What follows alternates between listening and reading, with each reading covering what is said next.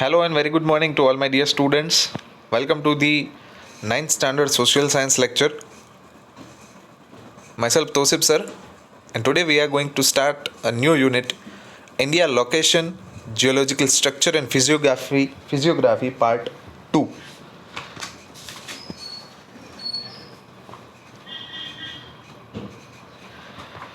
The landform which is irregular and has some altitude on the surface of the earth is called physiography. So in this lecture, in the starting, we already know about the meaning of physiography term. हमारे पृथ्वी के ऊपर जितने भी land forms है, यानी कि मैदान हो, पर्वत हो, ढलाने हो, प्लेटू हो, वैली हो, पेनिनसुलर रीजन हो, कि जो कुछ एल्टीट्यूड के ऊपर हो अर्थ के ऊपर, उन सभी को क्या कहा जाता है? Physiography. It includes mountain, plains, plates, etc. देखो यहाँ पे कई अलग अलग तरीके के लैंड फॉर्म के बारे में हमें बताया गया है.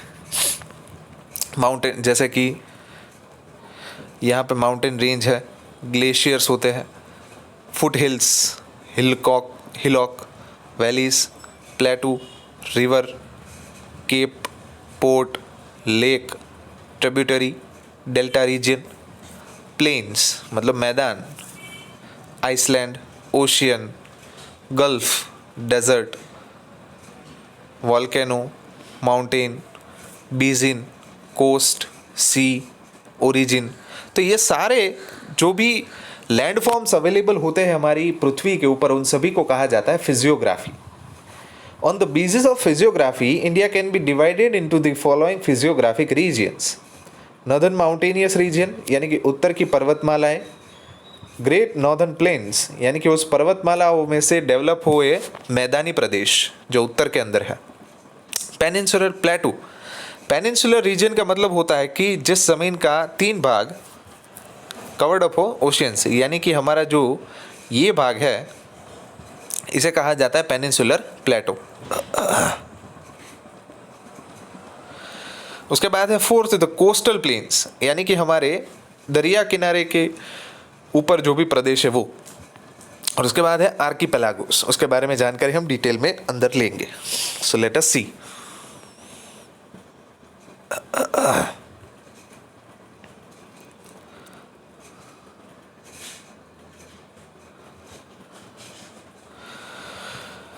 Northern mountainous region, the first physiographic region inside the India.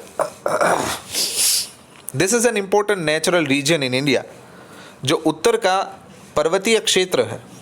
It is known as the Himalayan mountain system spread over 2,400 km in west-east direction in the north. It has an arc shape. Its width ranges between 240 km to 320 km. The Himalaya is not a single mountain, but it is a complex of many mountain ranges. Himalaya जो है वो एक पर्वत नहीं है, पूरी पर्वत श्रृंखला है. आप यहाँ पे देख सकते हो कि यहाँ पे आपको हाइट मीटर्स में दे रखी है, 0 से लेके 1200 मीटर तक. तो यहाँ पे जो माउंटेन रीजन है ये वाला, जो आपको नदर्न रीजन में ये प्लेन दिखाई दे रहा है, ठीक है, ये पूरी की पूरी आर्क है, 240 से लेके 300 किलोमीटर तक की बड़ी है. वहाँ पे जो कलर है वो अगर हम यहाँ पे जांचे तो वो हमें दिखाई देता है कि तकरीबन 600 मीटर से ऊपर तक के, यानी कि 600 मीटर हाइट से ज़्यादा रेंजेस वाले वहाँ पे पर्वतीय विस्तार है. Going towards east from Afghanistan, it extends up to Myanmar via India, Nepal and Bhutan. It has a more span in Tibet in the north. It is a part of the mountain system known as the Pamir Knot. यानी कि ये arc का बड़ा वाला reason जो है north में वो तिबेट की साइड है, ये वाला वेट, ये सेक्शन, और लास्ट में यहाँ पे म्यांमार तक जाता है. Himalaya on the wall can be divided into 2 divisions, Northern Himalayan region and the Eastern Himalayan region. यानी कि उत्तर का हिमालय का इतना रीजन और ये हो गया पूर्व का हिमालय का रीजन. ठीक है, उत्तर से लेके पूर्व तक ये विस्तार फैला हुआ है एक आर्क के फॉर्म में. There are 3 mountain ranges parallel to each other. The northern range is called the Greater Himalayas. This is the loftiest range among the Himalayas, wherein there are more than 40 peaks which exceed height of 7,000 meters. जो ये उत्तर की पर्वत श्रृंखलाएं है, इसे great Himalaya के नाम से जाना जाता है कि जो सबसे ज़्यादा ढलान है वहाँ पे, ढलान यानी कि लॉफ्टीएस्ट रेंज, जहाँ पे 40 पीक्स यानी कि 40 जो है वो पर्वत के शिखर है कि जिनकी हाइट 7,000 मीटर से भी ज़्यादा है. Most famous among them is Mount Everest which is 8,848 metres high. उसमें सबसे ऊंचा जो है वो माउंट एवरेस्ट है कि जिसकी ऊंचाई तकरीबन 8,848 मीटर है. It is on Nepal China border. It is known as Sagarmatha in Tibet. इस माउंट एवरेस्ट को तिबेट में सागर माथा के नाम से जाना जाता है. Other famous peak is Godwin Austen और के स्क्वायर 8,611 मीटर. दूसरा सबसे बड़ा पर्वत 8,611 मीटर का है, which is the highest peak of India. There are three distinct ranges in Himalayas which are almost parallel to each other. In the Greater Himalayas, there are some high mountain passes such as Jalepla, Nathula, Shipkila, etc. Greater Himalayas के अंदर कुछ कुछ ऊंचे पर्वतों में passes, पर्वतों के ऊपर जो रास्ते होते हैं उसे पास के नाम से जाना जाता है. और वहाँ पे ये मेजरली 3 बड़े पासेस हैं, जलेपला, नाथुला और Shipki La. Mansarovar which is considered to be a sacred holy place is located in this range. Mansarovar यात्रा हमारे भारत के अंदर बहुत ही विख्यात है, वो भी इस पास के अंदर आई हुई है. Secondary ranges in the south of the Greater Himalayas is also spread in a wider area. It is called Central Himalayas or the Lesser Himalayas, okay, with a width ranging from 80 to 100 kilometer. This range include mountain ranges like Pir Panjal, Mahabharat, Naktiba, etc. Many hill stations have developed in this moderately high range. Some of these hill stations are Dalhousie, Dharamshala, Shimla, Mussoorie, Ranikhet, Almora, Nainital, Darjeeling etcetera. यानी कि greater Himalayas जो कि wide spread है, उसकी second range जो south के अंदर है, मतलब बहुत ही ज़्यादा पिक वाली और उसके बाद उससे कम पिक यानी कि कम ऊंचाई वाली जो रेंजेस है वो 80 से लेकर 100 किलोमीटर तक के एरिया में फैली हुई है. इस रेंज के अंदर कई हिल स्टेशन डेवलप्ड है और मेजरली ज़्यादा हिल स्टेशन की जहाँ पे ना बहुत ठंड होती है ना बहुत गर्मी होती है, वो रेंजेस यहाँ पे आती है. जैसे कि नैनीताल, मसूरी घूमने के लिए बड़े ही फेमस प्लेसेस है. Gangotri, Yamunotri, Badrinath, Kedarnath, Hemkund Sahib etcetera are famous holy places. ये श्रद्धालु के लिए विशेष स्थल जो है केदारनाथ और बद्रीनाथ, जिसके बारे में हम सभी लोग जानते हैं, ठीक है, वो भी इस रेंज के अंदर आए हुए हैं. Kullu, Kangra and Kashmir are extremely beautiful natural valleys in this region. यहाँ पे ब्यूटीफुल वैलीज, फूलों की वैलीज, फूलों की पूरी खाइयाँ यहाँ पे होती है. Third range, total 3 ranges in the greater Himalayas situated further south in known as Shivalik, outer Himalayas यानी कि हिमालय का शुरुआत का जो हिस्सा, and most of it falls within India.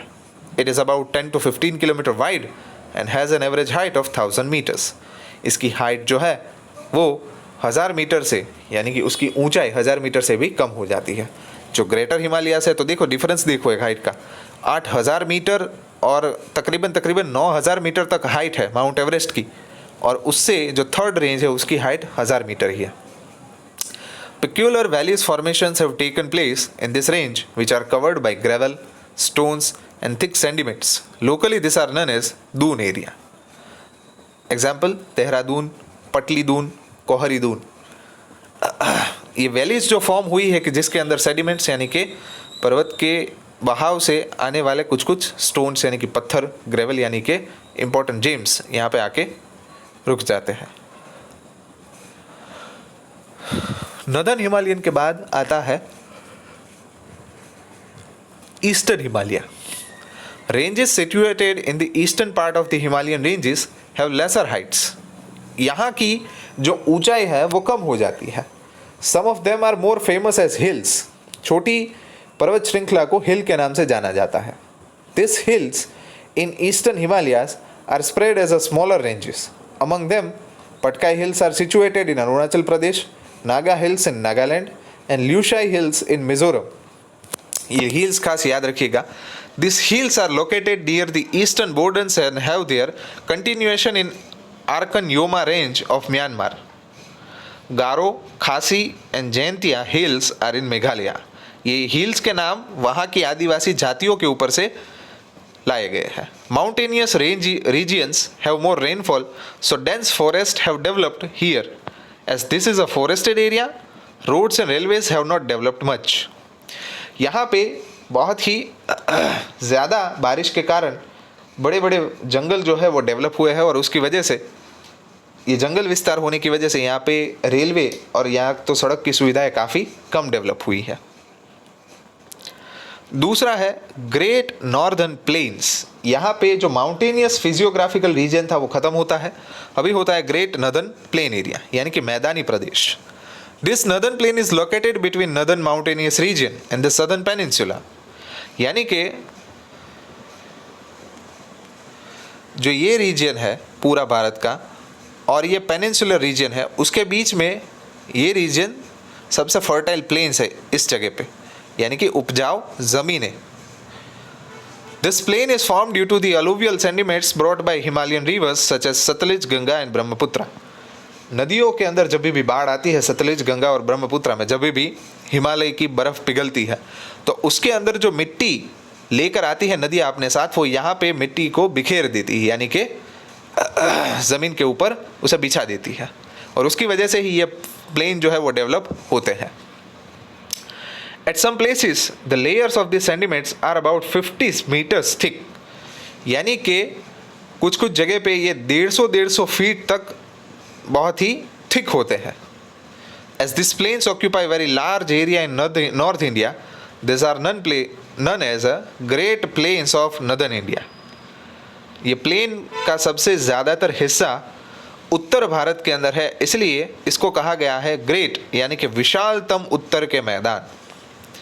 This plain is about 2,400 km long. It is considered as one of the largest river plains of the world. 2400 kilometre तक इसकी लंबाई है, इसलिए इसको दुनिया के सबसे बड़े नदी के मैदानी प्रदेशों में गिनती की जाती है. Its western part is narrower than the eastern part. इसका जो पश्चिमी भाग है वो काफ़ी सिकड़ा हुआ है पूर्व भाग से. The plain is almost a level land. यानी कि समंदर के समान ही इसकी ऊंचाई है. None of its part is higher than 180 meters from sea level. The plain is very narrow near Delhi. The Satluj plain lies in the west of Delhi while the Ganga plain is in the east. This plain is considered to be the most prosperous region of India. Important cities such as Delhi, Kanpur, Lucknow, Allahabad, Varanasi, Patna, Kolkata, etc. are situated in this plain. ये सबसे भारत के समृद्ध विस्तार में से एक माने जाते हैं क्योंकि यहाँ पे नदियों की जो अलोवियल डिपॉजिट्स आती है उसकी वजह से यहाँ पे खेतीबाड़ी का जो कारोबार है वो बहुत ज़्यादा चलता है और उसकी वजह से ही यहाँ पे समृद्धि जो है वो सबसे ज़्यादा है. कुछ कुछ बहुत ही विख्यात शहर भारत के यहाँ पे बसे हुए हैं. Sindhu river and it's tributaries Jhelum, Chenab, Ravi, Bias and Satluj originate in Himalayas. Sindhu नदी और उसकी शाखाएं हिमालय के अंदर से ओरिजिनेट होती है. Generally a region between two rivers is called doab. दो नदियों के बीच का जो प्रदेश होता है उसे जाना जाता है दो-आब के नाम से.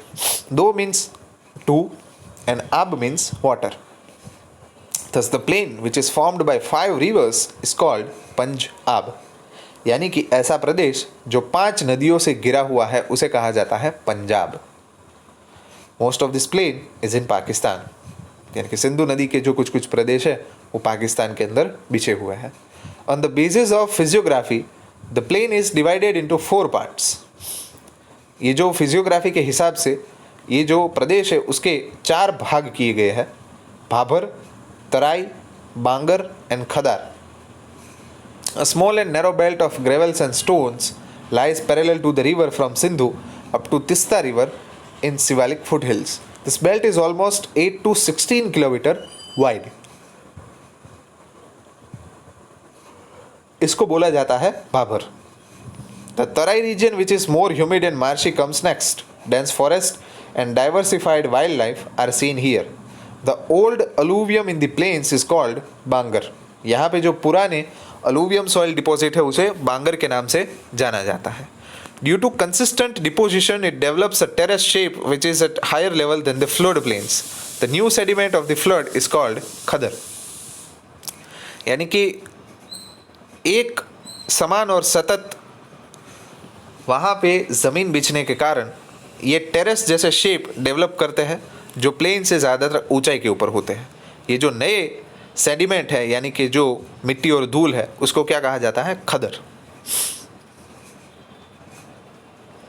तो यहाँ तक दो फिजियोग्राफिकल रीजन हमने डिस्कस किए, नॉर्दर्न माउंटेनियस रीजन और greater northern plain. Peninsular प्लेटू, coastal planes और आर्किपेलागोस के बारे में नेक्स्ट लेक्चर में हम पढ़ेंगे. ठीक है, चलिए तो यहाँ तक रखते हैं, उसके बाद चैप्टर को ख़त्म करेंगे. Thank you.